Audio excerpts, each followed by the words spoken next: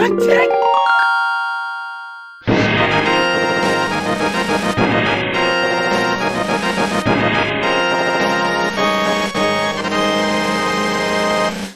and welcome back to recreating The Legend of Zelda, A Link to the Past inside of Minecraft. In the last episode I showed you how I designed and coded two enemies, Armos and Octorok. Since this is the last episode for 2022, let's end this terrible year with a bang and 10 new items in this video. 10 items sound like a lot, and it is, so we'll get started right away. The Ether Medallion is up first. We already discussed the Bombos Medallion in a previous video. The behavior of this medallion is quite similar. It also uses up a quarter of the magic meter, has a similar texture, and the implementation is almost one-to-one. For the ability itself, we'll make it handle flying enemies differently from enemies on the ground. This is because the medallion creates a lightning strike and then a freezing cloud around the player. Enemies on the ground will simply get frozen by the storm for about 15 seconds. Enemies in the air will be caught by the lightning and hit right in the face by the ice storm, so they will take 15 hearts of damage. This kills most enemies except for some who have even more health than that, so yeah, this item, like the other medallion, is pretty overpowered, but the high magic cost accounts for that power. I'll show you every item in action at the end of the video after I've discussed all of them, so stay tuned and watch to the end. Let's quickly get every medallion out of the way and talk about the Quake Medallion next. It once again uses the same basic code structure. When used, the player will launch upwards and strike down with immense force, rumbling the ground around them. This is why flying enemies will not be affected by this attack. Enemies on the floor have a high chance of being damaged, and the damage is so high that most of them will perish immediately, and some have a small chance of turning into a slime enemy. Pretty weird, I know. Next up are the Pegasus Boots. Like in the original game, this is not an item that takes up one of your slots, but instead it can be activated by holding a certain button for long enough. In the original game this was the A button, and since we can't detect custom button inputs in Minecraft, yet, please add this, we'll have to stick to holding the sneak button down for a while. As you may recall from an earlier video, the sneak button also triggers dialogue, but for this you have to only press it once and not hold it for like the Pegasus Boots. If the ability is activated, we will start rapidly teleporting the player forwards in a fixed direction. If they hit a solid block, we will play a sound effect and make the player bounce back just a little bit. The player can also stop the ability at any time by pressing the sneak button once more. There is no time limit on how long you could be sprinting for, so you could cross flat parts of the map at insane speeds using this ability. Next, let's talk about the Power Glove. The Power Glove lets players pick up these big, heavy stones scattered all around the map. I have already coded pot throwing into the game, so we will reuse that code here. The way it works is quite simple. When the player uses the item, we will create a raycast that looks for nearby heavy stones. If it finds one, it will delete that stone, put a held stone model on top of the player, and also give the player a little slowness effect, like in the original game. To throw the held item, the player must simply press the sneak button once. I know we're using the sneak button once again, but it's our only option so far. When thrown, we use simple maths to create a decent looking throwing path and an impact effect when it hits the floor.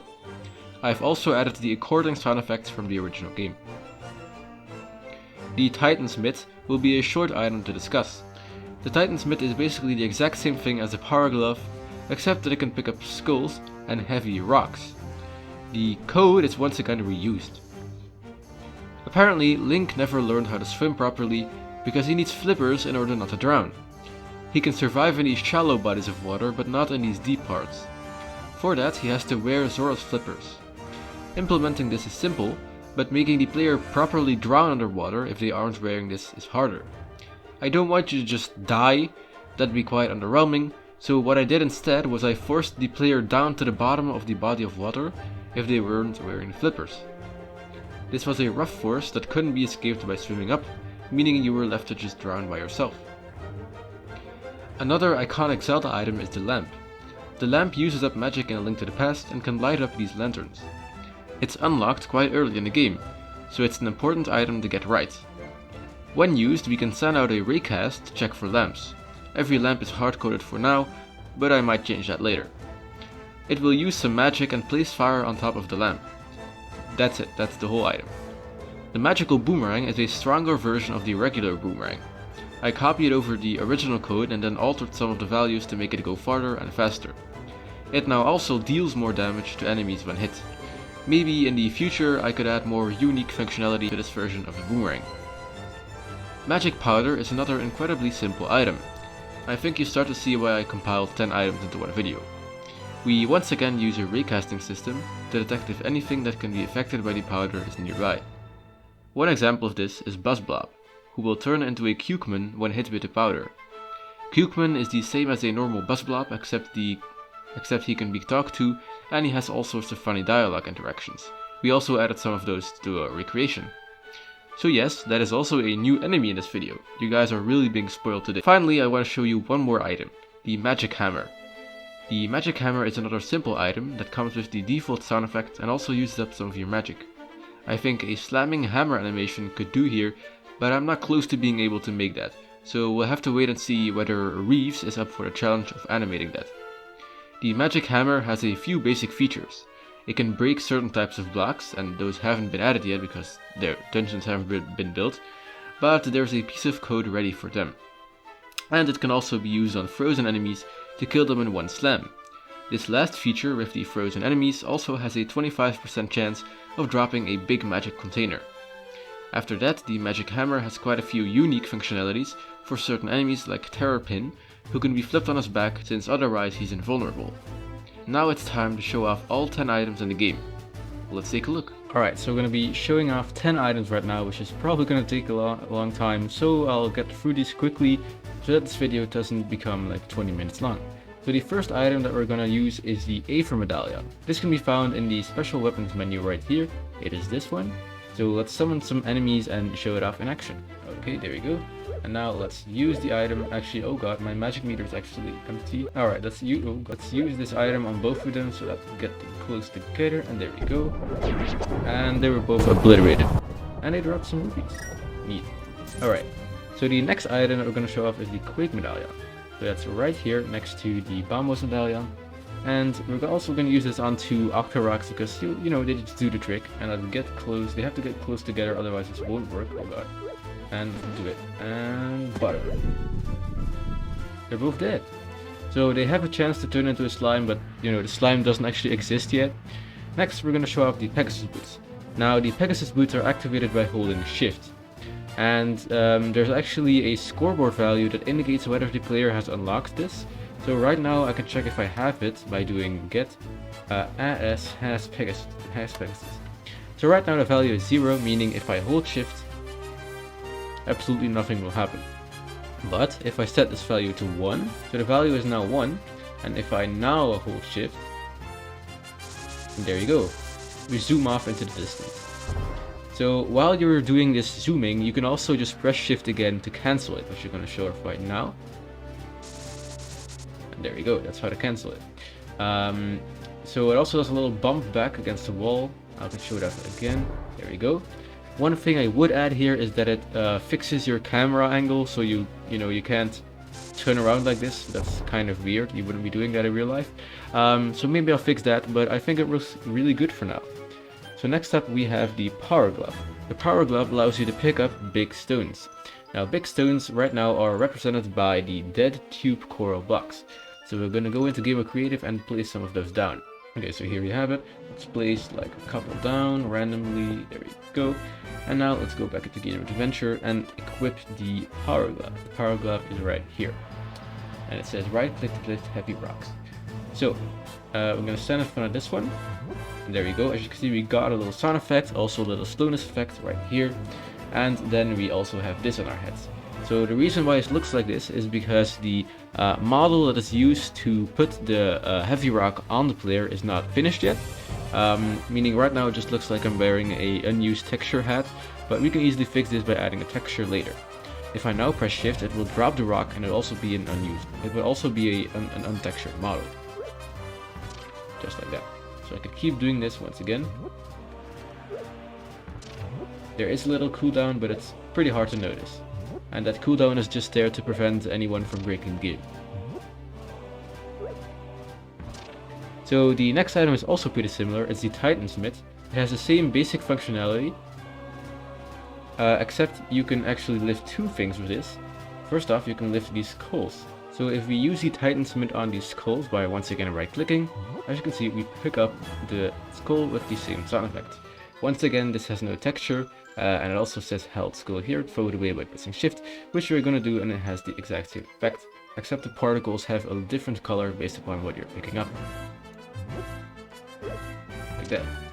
The other thing the Titan's Mitt can pick up are the heavier rocks. So the heavier rocks are represented by the dead horn coral blocks, but I'm not going to show that off here because it's basically just the exact same thing as for the other pickable items. So the next item are the Zora's Flippers. So as you can see, I'm already wearing Zora's Flippers right here, where to swim in deep water, and we're going to find some deep water right now. So I am on an island right now, so there should be water here. There is. So as you can see, if I jump in, nothing happens. I can just survive for as long as I want. If I take off the flippers, which you can once again do by setting its scoreboard value to 0, has flippers. So if I set this to 0, and then I can jump in again, and this time I will perish. So as you see, I'll be pulled to the bottom like this, and my bubbles will start to disappear, and I will slowly be dying. As you can see, there's no way to escape this force. I can try to swim up, nothing's gonna happen. I'm just gonna drown eventually. And that's what happens when you go into water without wearing the flippers.